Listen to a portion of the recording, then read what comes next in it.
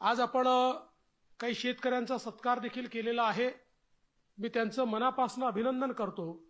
पण मला या गोष्टीचं अतिशय मनापासून समाधान आहे की मागच्या काळात ज्यावेळेस मी मुख्यमंत्री झालो त्यावेळी एकूणच विदर्भ आणि मराठवाड्यातल्या शेतकऱ्याची परिस्थिती पाहता काही महत्त्वाचे निर्णय आपण त्या काळामध्ये घेतले।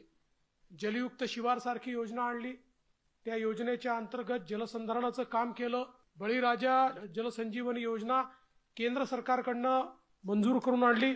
25,000 कोटी रुपये विदर्भातल्या अडकलेल्या प्रकल्पांवर आपण खर्च करून 89 प्रकल्प पूर्ण केले।